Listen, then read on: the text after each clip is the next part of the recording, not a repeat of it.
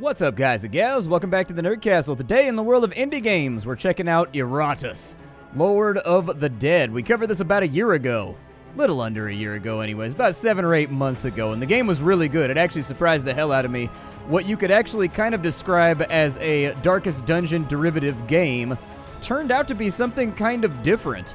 It definitely has aspects of Darkest Dungeon in there, but by and large, the totality of the game does not end up being the same title. This is a game about being a lord of the undead. You raise your army, you send them into the dungeons, which in this case are the keeps and crags of mankind, to wipe out everybody. And you can actually assist the battles by casting spells. You're going to be building things from constituent parts, so bones and hearts and livers and things like that. Really, really fun game, and I do actually recommend this one. This is a game that I dumped a lot of time into when it came out, and it's had some beefy updates along the way, so we're going to start off again. Apparently, it just wants me to go... This is one of those bugs that I was never able to fix. I talked about this when I streamed the game 6 months ago. No matter how much I beat the game on Cakewalk, I swear to God, and it still didn't unlock the next difficulty. I don't know why. It just never happened. So here we are inside of the game. Unfortunately, we're going to be playing on Cakewalk, which I don't want to do. Like, we can actually go back, and I can show you. I can show you. Look, I've done 32 battles on this one, and I've made it super far into the game. And apparently, see right there, you have to beat this first little pip. This is the first dungeon right here. You got to beat this in order to unlock the other difficulties. For whatever reason, mine just never unlocked. I don't know. It was a problem that I had. I constantly had to answer that question when I was streaming it. They were like, why are you playing on this difficulty? And I was like, because my other ones won't unlock. Let's see. Let's go to talents. And we can go with a couple different things that we can start the game out with. We can go with Amateur Surgeon, which will give us more parts from our enemies. We can get the Appreciator of Architecture, which means that we can get more Architect Souls. We've got Calcination, which allows us to convert parts into mana. And then we've got Transplantation, allows us to replace parts in a menu with higher quality parts of the same type. We definitely want that one. That one's solid because that's one of our main upgrades that we have available. Aside from that as well, I don't really want to gain Wrath right now. Chosen Minion loses luck and gains attack and dread. Not really worried about that. What do we have for destruction over here? We have Bone Spear. Bone Spear isn't bad. I think I'll go with the extra parts, though, for right now. We're going to focus pretty heavily on the alchemy tree, just so we can get our army up and running. Other places that we can go, I actually prefer the tabs up here. Inside the graveyard, this is our main base right here. As the game goes along, we're going to be upgrading these buildings and making them better and stronger and faster and all that kind of stuff in order to provide us with more benefits to make the game easier on us. We've got the creation tab right here where we can make our different minions. I've unlocked about half of them. You have to unlock all these. You start the game out with these ones right here. And then as you get further on into the game, you're going to be able to unlock more of them. The ones that I really, really like are like the Vampire. I think the Vampire is actually probably one of the best characters in the game unless she's been nerfed. And so we'll make one of her. There she is. She's probably one of the best frontliners you can possibly have. We've got our Archer over here. What do I have parts for? Do I have parts for anything like backline? So we've got the Death Knight. We've got the Vampirus. I wasn't a big fan of the Zombie. I do really, really like the Moomy, though. Let's make a Moomy. Perfect. Now we've got a Moomy. So now that our Moomy has been added to our army, we've got a pretty decent start out. Each of these guys has their own abilities. It's going to take me a minute to remember what everybody does, but we'll go through it once we're in combat so that you can get a feel for it. Let's go to the dungeon. I don't really think there's that much more for us to do. Oh, we have an artifact, the Ring of Terror. Increases the baseline chance that enemies will die of a heart attack by 15%. Sounds pretty good to me. Let's go to the dungeon. The kingdom had need of vast riches buried beneath the castle. Great veins of iron that promised to fuel conquest after conquest along with ancient artifacts from a forgotten age. The dwarves were eager to offer their services in this project, bringing the untested mining equipment and experimental concoctions for the promise of wealth. They only needed bodies that would obey and the humans would provide. With dungeons filled to the brim with both criminals and rebels, there was no shortage of slaves to work in the mines. Drugs were used to keep them docile as they dug ever deeper. Year after year, unaware of the mortal danger that awaited them below. I am the mortal danger. I'm what they dug too deeply and too greedily. Tolkien tried to warn them. All right, so looking over this way, we want to look at battles, and we want to see what we can get done here. This right here will give us artifacts. We've got a battle right there. We've got a quest right there. We kind of want to focus on artifacts, I guess, because we don't have very many. So we're going to go to the left for right now, I guess. I think we have to go to this room first. So we got to pick a battle squad. We'll go with these guys. We'll go with the A-team. I'm proud of my A-team. I think my A-team is going to do a really good job at burying these dudes. All right, so here we are. As you can tell, the game actually looks pretty in combat. It really sincerely does. I think he does, I forget what he does. He does something. So we've got a couple different attacks. We've got Bite, we've got Blood Strike, okay, and that moves her back by 1. We've got Bloody Offering, which gives us a little bit of Wrath. All right, and then I think as time goes along or something like that, she, like, builds up momentum or something, if I remember correctly. I don't remember exactly, yeah, her Bloodthirst right there. Until the end of the battle, the vampire recovers vigor to, yeah, exactly. She's good. We're going to start out with a big stab right there. When I played this game last time, I built my character, my vampire, to have, like, an extreme amount of crit, and then I would just wait until I popped that ability right there, and then you would crit the enemy for, like, 85 damage, and she would fully refill her health, like, every other turn. It was pretty disgustingly overpowered. I'm going to be honest with you. It was brutally dope. There's 18 damage out right there. These guys are going to die.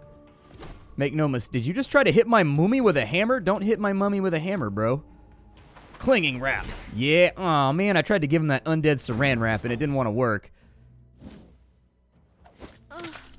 You stabbed my vampire. It seemed like she enjoyed it, though. That didn't sound like a noise. That didn't seem like a noise that you make when you didn't enjoy the situation, so... yeah. Finish him. Alright, so with you, we've got Warning Shot, we've got Think of Him. Yeah, let's do that. Let's buff her up. Perfect. What did that do? Like, look at the light! It's like Dead by Daylight getting hit with a flashlight. I'm blind! My character has a big bullet hole in him. That is a sizable bullet hole. I'm pretty sure that's a joke reference to the fact that the zombie who has a cannon is in the back line, and this guy's always in the front line. I think that's meant to be kind of an inside dev joke that the zombie fires through the night whenever he gets the chance to do so. And let's go ahead and mummy wrap this guy. Perfect.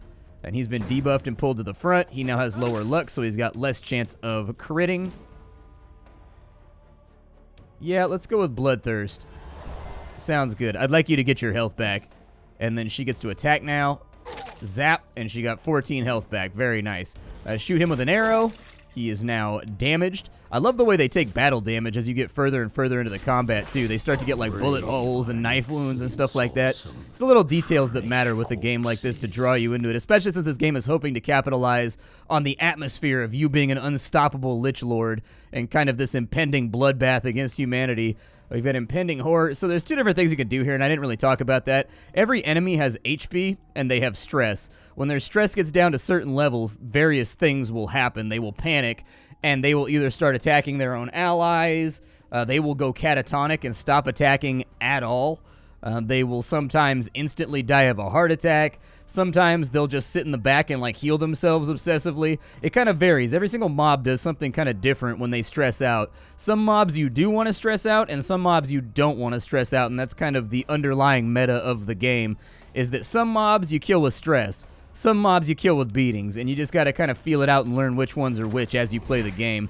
It's been a long time since I've played this last, so honestly, I've forgotten a lot of the underlying rules of the game. Go ahead and heal yourself back up to full.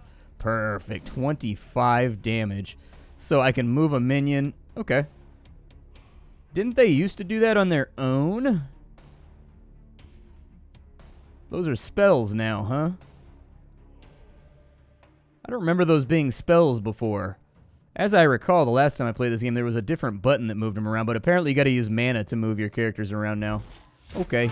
Well, I learned a new thing, and we've wiped out humanity down here in the mines, so dunsies.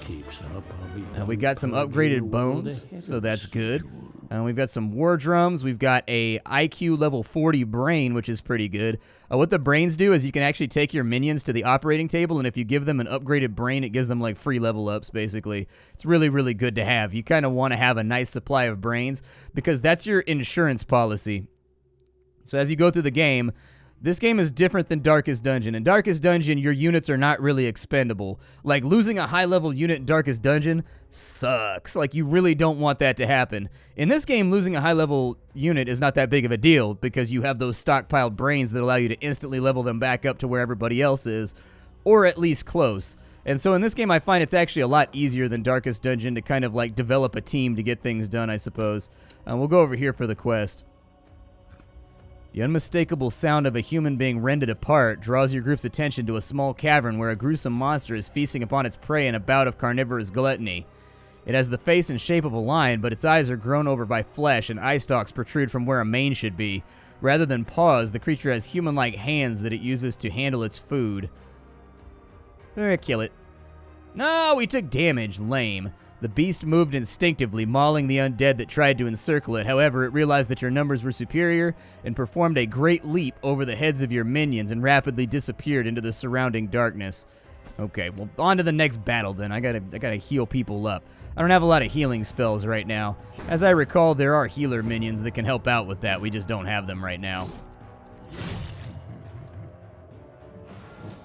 Alright, so what do we have here? We have Hollow Stare. We can actually hit them with some stress damage for every single buff that they have on. We can remove all buffs from him. We've got Futile Hopes. I'm pretty sure he's got a thing. Yeah, he sucks blood from the enemies that allow him to heal. And then every time an enemy receives a buff, the Dark Knight deals stress damage to it. We'll just start out with some hard, cold DPS. He has block. These little shields right here are for melee and magic. So it will fully absorb one attack of that type. And so, like, that's one of the reasons why you want multi-attacks, is some enemies don't have a lot of HP, but they have a ton of block and it regenerates. Having allies that can attack 2 and 3 times for tiny amounts of damage on their turn, they shred that really quickly.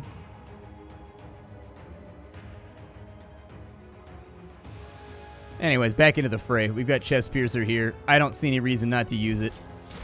We've already got the armor off this guy anyways, so we'll start out with some easy peasy murders. And we've got Blood Strike. No, I don't want you to shift backwards. If you shift backwards, that's going to make my life difficult. And I don't like it when my life is difficult. I like it when my life is easy. Now, what do we have here? Impending Horror to the chosen target and the enemy standing behind it. We can remove debuffs. I don't think anybody has a debuff right now. I mean, I could stress beam everybody. Let's do that. Oh! There you go. Enjoy being stressed.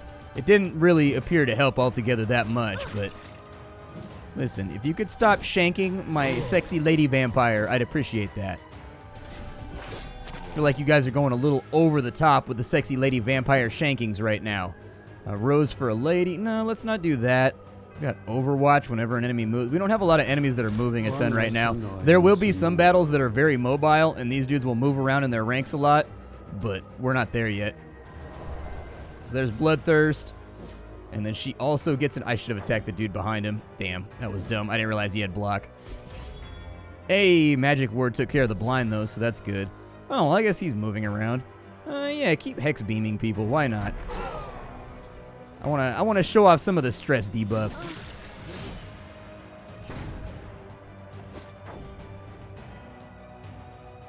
Alright, so let's go after him, I guess. He seems to be a problem because he basically makes it so one of my guys can't hit. Yeah, give me that sweet, sweet healing. Oh, dude. How could you?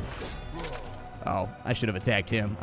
I was just auto-clicking. I'm on autopilot right now. Listen, I got a cold this morning, all right? I'm just like, I caught a bug. And ever since I caught the bug, my motivation's been real weak. I'm actually going to use that on him. There we go. I got to fix my lines before this gets any worse. Let's continue. Yeah, we'll hit him with the mummy wraps right there. Pull him forward a little bit. Force him to be a part of our little organization here. He's readying Sinister Strike. Finish him? Nice. I'm pretty sure his stance gets taken off if he moves, right? I guess not. She's actually taking a pretty good whipping right now. I think he'll be ready to draw health, though. So that'll be good. Perfect. Get him back up to full health, since we are looking a little tiny bit scuffed right now. Apparently my cat has decided to join me with a mighty feline roar. Ooh, I didn't think it would be this easy. And there you go. There's the insanity debuff. He's now officially got betrayal, which gives him a chance to betray one of his allies and stab him. He's also apparently taking double turns right now, which I had failed to account for. We'll go ahead and fire at this guy right here, and then we will try to finish him off. I probably should have just bypassed that turn in order to allow the vampiress a chance to get her health back, but like, meh. Who cares? A predictable outcome. Very nice. We've leveled up and we've gotten a talent point. Sounds like the good stuff. So now we're back in here. We've done 2 battles. These guys have also leveled up, which means they get to pick things. So every single ability in this game can be upgraded either left or right. If it goes left, you know, it gives you the stats that are listed on the little chain, and if it goes right, it gives you the stats that are listed right there. You can mouse over all these stats to figure out what it is that they do, just in case you were concerned about that. But anyways, my suggestion would be, it also changes the ability in kind of different ways. So if we go right here, Lung Piercer will stun the target if it crits, and then Heart Piercer will deal 250% damage instead of 200 damage when you crit. I'm going to put that right there because being able to stun enemies reliably is a really, really good idea. Those bones right there will also give higher accuracy and higher evasion. I think that's a good thing, so I'm going to swap that in right there, and we'll just kind of put those in. Be warned that once you put these things in, you can't get them back out, so be careful about that. And with our mummy, I actually use the clinging wraps more than anything else. And so I'll probably go with, we can either do minus 20 luck for 2 turns, or we can do minus 10 luck until the battle is over. We can either give him 1 more shield, so he'll have an extra aspect of block, or we can give him 3 attack. I'm going to give him 3 attack. Nerfing luck is not really that important anyways, as far as I'm concerned. We can either give her more luck, or we can give her more HP. I'm going to go with, let's go with luck for right now. Yeah. Get back to battle.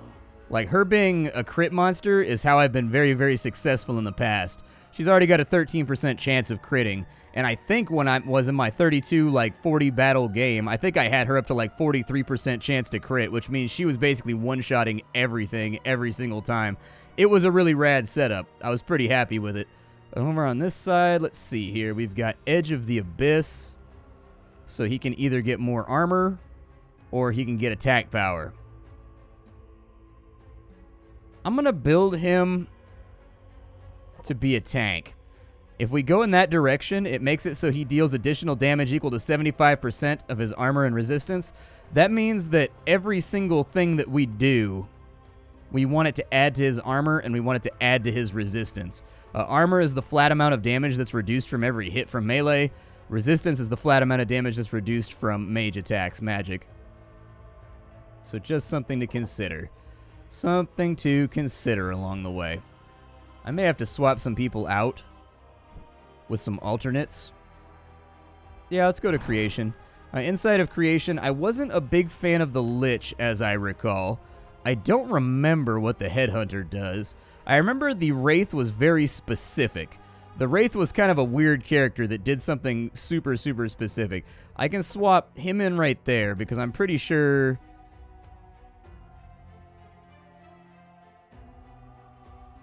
So he needs to be in the 3rd slot. Alright. So he needs to be in the 3rd slot.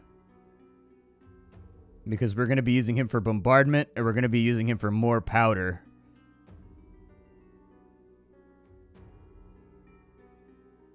Yeah. And then the mummy, we can swap out for the bride because she's not that hurt anyways. The vampire can restore her own HP, so I'm not that worried about it. She can heal up pretty quickly if given the opportunity to do so. But we should also probably go back to the graveyard and see what we can upgrade in here.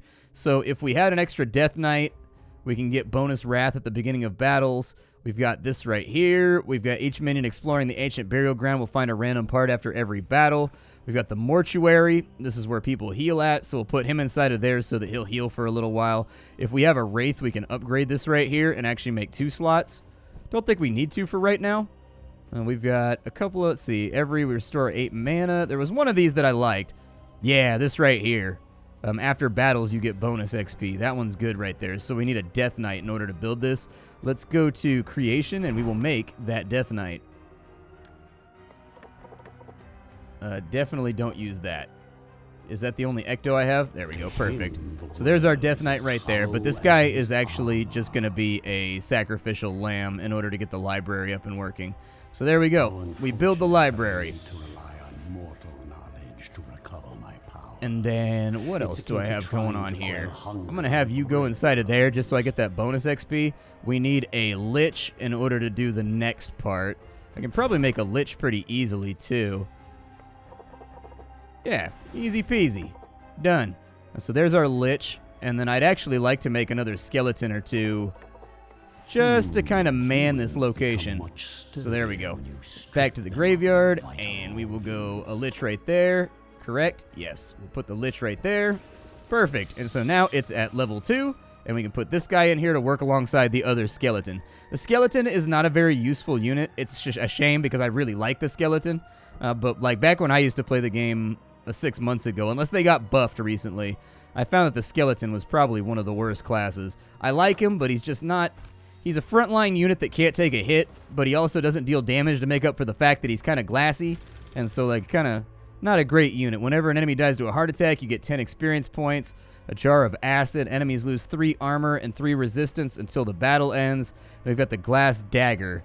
All minions gain 15 accuracy and 15 damage until the battle ends. This effect is removed when the minion takes damage.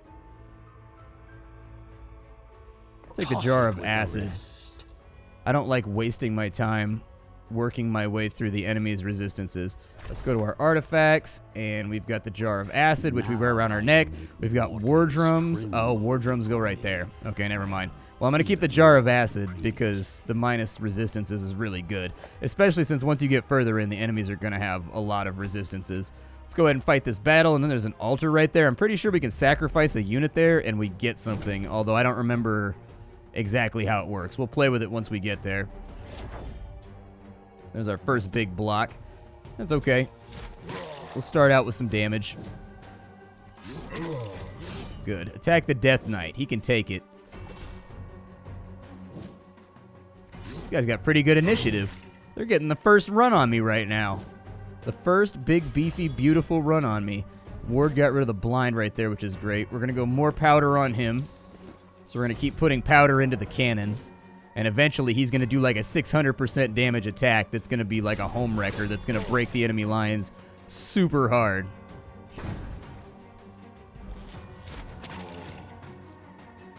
I believe our vampire should be able to finish that guy off once it's time.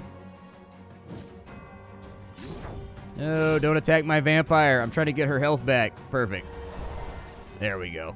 So we want her to attack somebody that's healthy so that she gets the full regen. Go after him. Hopefully it doesn't end up being a dodge. Good. Lots of misses out here. Lots and lots of misses. That's what I like to see. Another corpse added to the pile. More powder, please.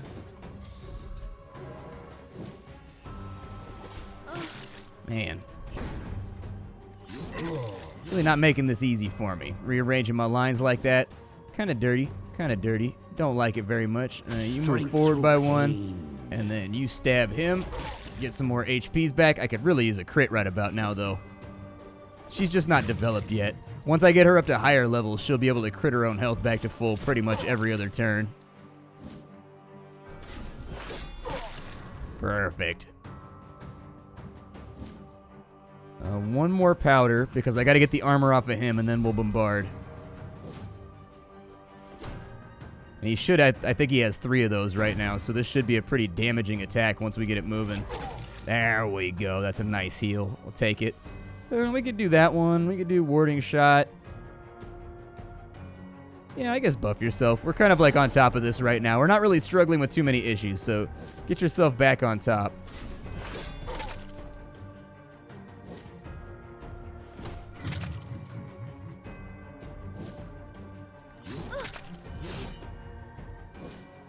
Alright, so now we're going to go with bombardment.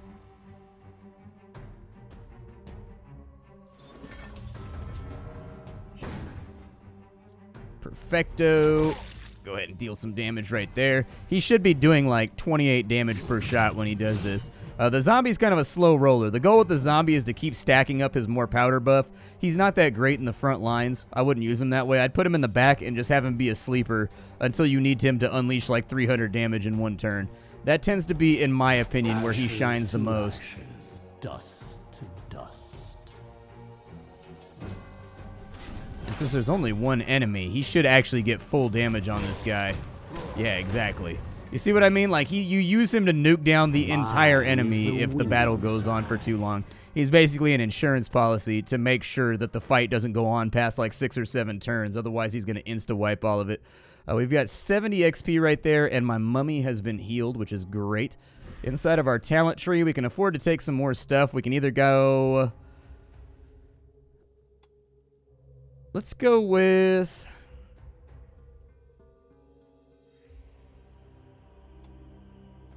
Oh, I don't know. I think it's probably a good idea to get a destruction spell in here somewhere, but...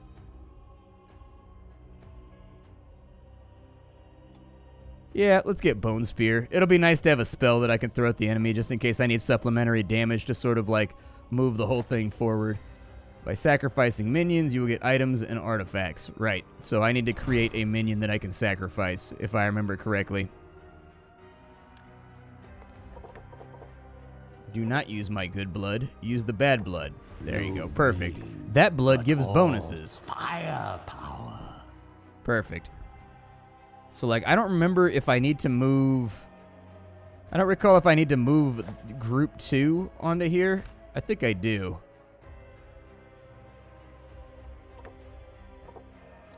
Nice. So we can either get steel spikes, we can get misery cord, we can get a blood diamond, we can get an ears necklace, or we can get a bundle of dynamite. I'll probably take the misery cord. And then with the misery cord, I believe we can slap that onto her to increase her damage by 10%. So that should give her an extra 2 damage, an extra 3 damage in there. It's not great, but there's upgraded versions of all those items too later on down the line. And so, you know, we'll be able to swap them out once we get there. This game is called Erratus, Lord of the Dead. I can't stress this enough. Don't write this game off as a Darkest Dungeon clone. It really sincerely isn't. This game has a lot of its own thing going on, and while it borrows an aesthetic and a combat design from Darkest Dungeon, the rest of the stuff underneath, the fluff that comprises the game, is quite different. It's a different the managerial aspects of the game are much different than Darkest Dungeon, and to me, that was enough to kind of freshen up the equation and make me feel as though, like, hey, this is not necessarily a ripoff. This is more of, you know, this is more of an inspired by. It's kind of like Darkest Dungeon with a lot of extra mechanics in it. And so definitely don't sleep on this one. I like this game quite a bit. I normally kind of hesitate to give my recommendations on the channel because I don't want anybody thinking they got burned because of me. But this is a game that I've had a lot of fun with, and I do think that it's a really solid game. And so I don't have any problem kind of throwing it out there that if you're looking for a Darkest Dungeon type game, but you've overplayed Darkest Dungeon, you don't feel like playing it again, Erratus is a really, really good call. It's not quite as balanced as Erratus, and it's not quite as oiled as... Erratus is not quite as oiled as Darkest Dungeon is. It's not quite as polished, but this game's in early access, and the developers are dropping content on it pretty frequently, and so I think you'll have fun with it. I'll see y'all later. Thank you for being here. If you enjoyed this episode, go ahead and hit it with a like. It helps me out as a content creator. Make sure you check out all the links down below. If you wanted to get the game for yourself, you can get that. If you wanted to check out the Nerd Castle's Discord and ask me questions about this game, you can do that on the Discord. I will be there. On top of that, there's also a Twitch stream where I'm live every single day of the week, so you can check that on out. And that's pretty much all I got for you right now. Let me know if you want to see more. How you doing? Take care, everybody.